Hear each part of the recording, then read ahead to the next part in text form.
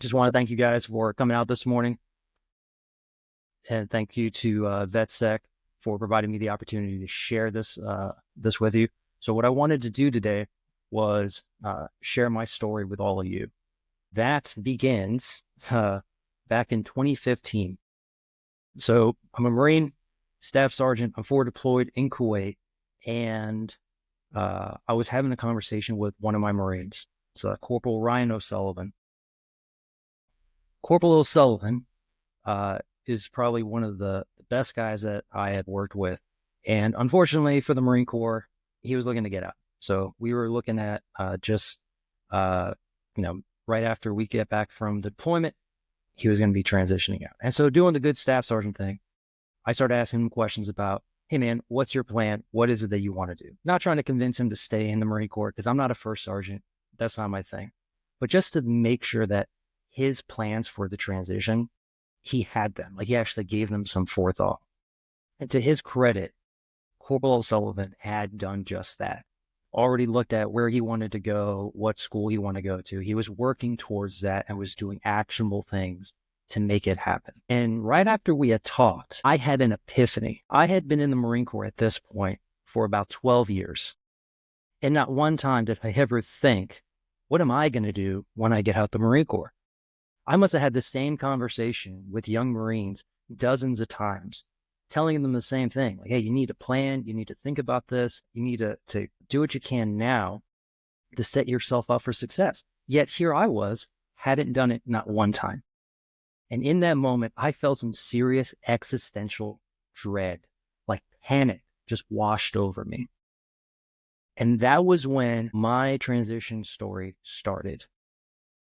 And so what I want to share with you all today is just my view on this, and probably the biggest lessons that I've learned that's helped set me up for success. And I'm hoping that it helps you out in your transition as well. We're going to go ahead and insert obligatory credibility slide. So my name is Alfred Negron. I am a director with the Leader Transition Institute. We're a veteran nonprofit organization dedicated to walking beside individuals as they make pivots in their lives.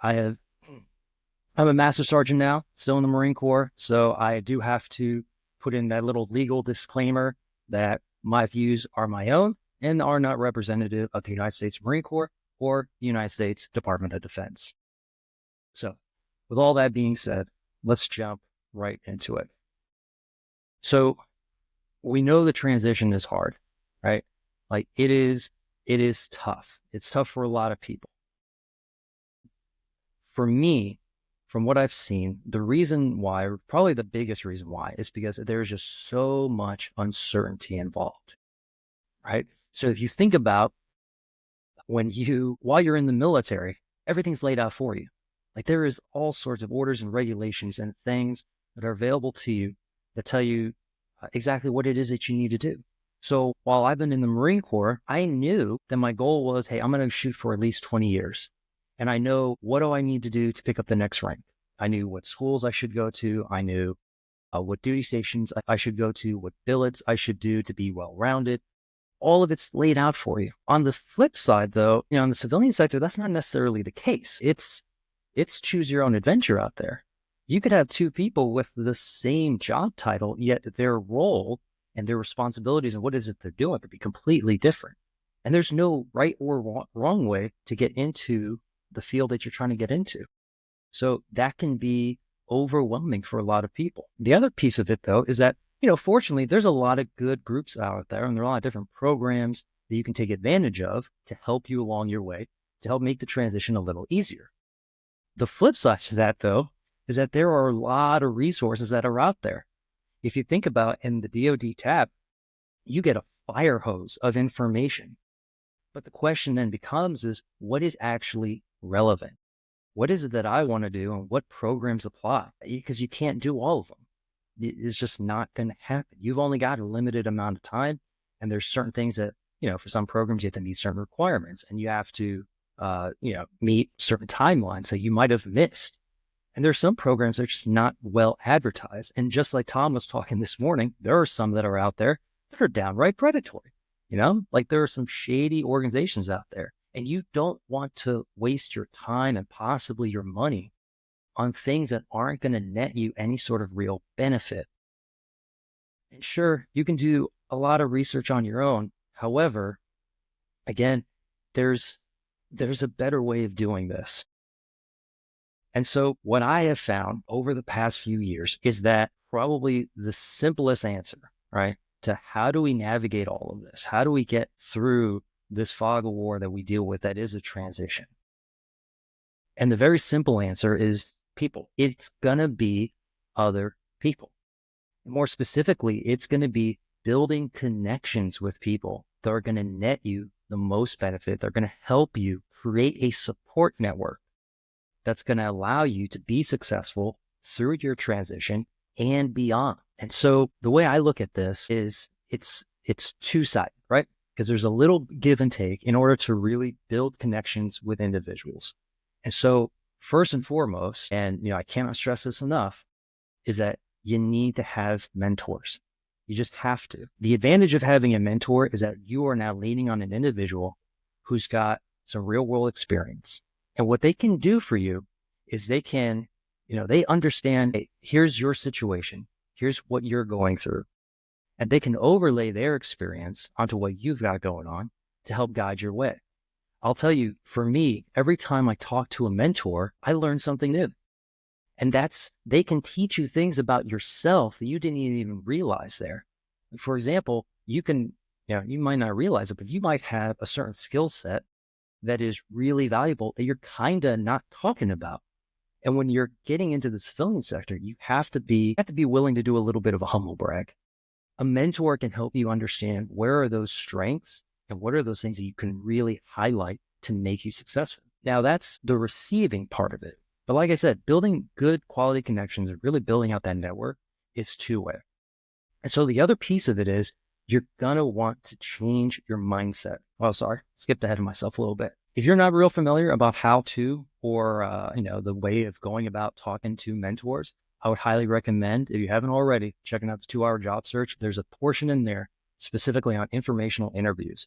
It's a very simple methodology for starting a conversation, asking the right questions, and getting information that's going to be of real relevance and importance to you. But like I was saying, changing your mindset is going to be key.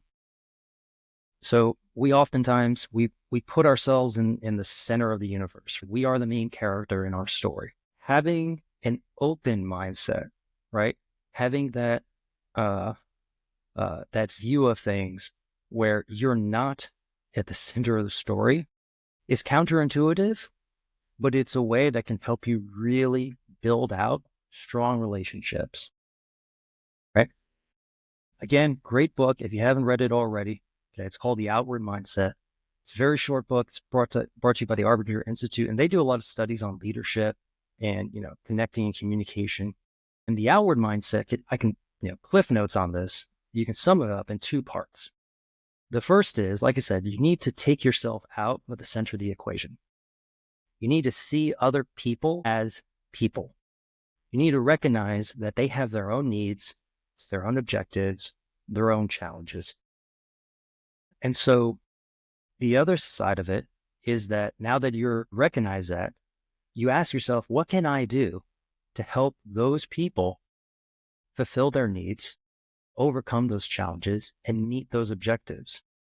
And what you will find is that when you do this intentionally, you look for opportunities to help other people, to put them at the center of the story. What you will find is that naturally, we as human beings, we reciprocate this. So if you think back to someone that helped you out, oftentimes unasked, right? You feel a natural obligation to want to do something for them. And this is how you build that support network. You're making advocates for you. And it's not just about, like, hey, they're going to get you a job, which arguably is one of the best ways to get yourself in line for employment, is if you have someone that can advocate for you. But it's also about opening up opportunities and things that you might not have been aware of. You may build a relationship with someone, just do a nice thing for them. Again, with no intent of getting anything in return. And they'll turn around and be like, hey, have you heard about this program that I think will be a good fit for you? And that could open up, again, more opportunities down the road. So it's that snowball effect. And all it takes is for you to just flip the switch a little bit and change your mindset. So what I found is that, again, having mentors are absolutely key. And having that outward mindset, again, supplementing that really helps to open up those opportunities for you. And if you're the kind of person that kind of struggles with, connecting with people, or just, you're just naturally introverted, I'll admit that at times I'm very introverted myself. There's some good places where you can start, where you can kind of be in a more relaxed environment and then grow out from there.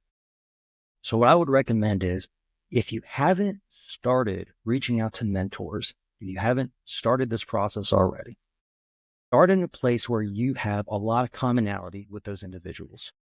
So I recommend reaching out to veteran organizations first, because, the great thing about veteran groups is that 99% of them are more than willing to help you out. They'll take the time to listen to what's going on in your life, and they'll provide you some great insight. They'll make sure that you're aware of things you weren't aware of before. VetSec is a great organization for this. They have pretty sure it's a formal mentorship program they've established. There's a lot of active veterans that are on there within the space. And, you can reach out to any of them. And a lot of, these veterans, they're willing to, just take a few minutes to help you out. I put up a couple other recommendations there. These are organizations that I've tapped into myself. The Veterans Beer Club. It's you may or may not have a charter nearby you, but if you do, it's not necessarily a IT or cybersecurity directly correlated, but it is a good venue to network in person with, again, veterans in your local community. And it's just another opportunity to learn from others who have gone through the same thing that you're going through, and can help you, again, give you those insights as to, helping you on your path forward. So that's a good starting point. But you want to make sure that you reach beyond veterans, because remember, those of us that have been in the military, we make up a very, very small portion of the population. So you do want to expand that. And what I found is, especially within cybersecurity, if you haven't already, reach out to your local DEF CON group. There are a lot of cyber nerds there that they're all willing to help you, to, teach you a few things. And it's not just about the technical aspect, but it's also about, like, hey, what's going on in the local community within the cybersecurity field here in my area? What are the things that people are concerned about? What are the challenges? What are things that people facing with? It could be a huge source of information for you. LinkedIn, if you're within that space where you can still get that premium LinkedIn membership, which is offered to active duty service members, use it, because then you can start to tailor your searches for individuals who you may not be directly connected with, but you can target someone that's in a role that you aspire to get into. So for example, like, hey, I'm looking for a SOC analyst spot here in Houston, Texas. Okay, cool. I can search for professionals who have that job title or held that job title and shoot them a message. You would be surprised how many people are willing to give you just a few minutes to give you their perspective. A lot of people out there, they're all about helping out the veteran community. And so you just need to tap into that. So last part of it, okay, and this is where actually living that outward mindset is going to be key. Volunteer, volunteer, volunteer. When I say creating opportunities for you, this is where you're going to, open up those doors that you probably weren't even aware were there in the first place. B-Sides is a great organization to start off with, cybersecurity focus. It is entirely run by volunteers. They're always looking for people to help out. And I'll tell you, it's a good place to start off with, because, like I said, you're going to be working side by side with other cybersecurity professionals. They're going to see that, you're willing to put in the work. You'll have opportunity to spark up conversations, learn about what's going on in your local community. And again, just a great source of information on things. Now, it's not necessarily limited to just those things within the cybersecurity field, and it's not always related to things that are about work. Volunteering anywhere is going to net you a lot of good opportunities. So it can be, in local youth groups, meetup groups. If religion's your thing, you can volunteer at your local religious organization. It doesn't matter. The idea is that you want to seek out opportunities to really live that outward mindset. And when people see that and they see that you're volunteering, because time equals money, and when you are sacrificing your time for the improvement of someone else, that speaks volumes. And again, we as human beings, we tend to want to reciprocate that. And so look for those opportunities to really practice having that outward mindset. Okay. So I started this. I shared with you a little bit about my story and where I was at. So like I said, it's 2015. I'm in Kuwait, existential dread. And now I got to figure out, what am I going to do? And so that day, right, I was having a conversation with Corporal O'Sullivan. I realized I need to do something to get myself ready for the transition because it's coming. And so that night, went online and I signed up for a college course. I had no idea what it was I was going to do. All I knew is that I enjoyed working with computers and I figured I'll do something in IT. That was the extent of what I was looking to do. And so we got back from the deployment. I'm going through my classes and I start reaching out to other veterans for support. Now, at the time, we had Veterati, which some of you may be familiar with. Unfortunately, that's a program that went away, but I made heavy use of that as a sort of a starting point because it was a very easy way to get connected with other veterans so I can start to get their perspective on things. And I will tell you that I must have had within those early years, 10 or so conversations with mentors every year, like just in the background of doing my day-to-day job. I would look for those time periods where I can talk to someone. And every single time I talked to a mentor, I gained new insight as to the job field and what it was that I wanted to do. And I was able to make tangible adjustments to my plan. And I started to narrow down, like, what is it that I wanted to really do? So I went from broadly looking at IT as a thing that I wanted to do. And I started to realize, like, cybersecurity is a space that I would really enjoy. But even cybersecurity is very broad. So I continued to, to tailor and to target those individuals that would be able to help me out. It was through a mentor that I found the Leader Transition Institute, the organization I volunteer with now. And it was going through a cohort of their program, Changing Focus, where I first learned about the outward mindset. And so, one thing about having an outward mindset is that you probably do it all the time. But hearing about it and learning about it, I then started to, at that point, actively look for opportunities to apply it. And so shortly after I went through the cohort, that's when first time I volunteered for B-Sides. I did that at B-Sides San Diego. And I tell you, like, it was a great experience. I got out, I helped out with the organization, getting things up and going. I met a lot of great professionals. I learned so much about, what the security space was, here in San Diego, created a lot of new relationships. And then, like I said, give you an example of, opportunities that open up for you. So just a few weeks ago, my neighbor, never served in the military. He's only ever shot a firearm once in his life. In conversation, I let him know, like, hey man, if you ever want to go shooting, just let me know. I'm not a gun nut. I only know what the Marine Corps, taught me in terms of firearms and all that. But I figured, like, hey, I have the skill set that obviously he doesn't have. Let me see if there's an opportunity to help him out, right? And we did. We went out on a range day. He had so many questions about the military and what we did, because he had no point of reference. And then, we got down to the range, I coached him through, gave him, all the fundamentals. We had a great time. Fast forward a few days, he reaches back out to me like, hey man, let me get your email because I want to connect you with some people that I know. Now, I went out that day purely just to help him out so that he can overcome the challenge and, meet his objective of learning how to safely handle a firearm. 0 intent on my part to get anything out of it. And I don't know where any of the connections that he's made with me are going to lead. But again, having that outward mindset opens up opportunities. And so right now, I am less than 6 months from my EAS. Like I said, I'm on active duty still. And so I'll be hanging up the uniform for the last time come March. And I am at a point right now where, having applied this, philosophy of seeking out mentors and maintaining that outward mindset, that I am really confident in the support network that I have available to me.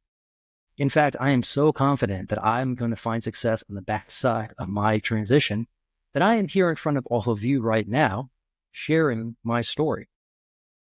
And so I'm hoping that if this helps even one person, then I've met my goal.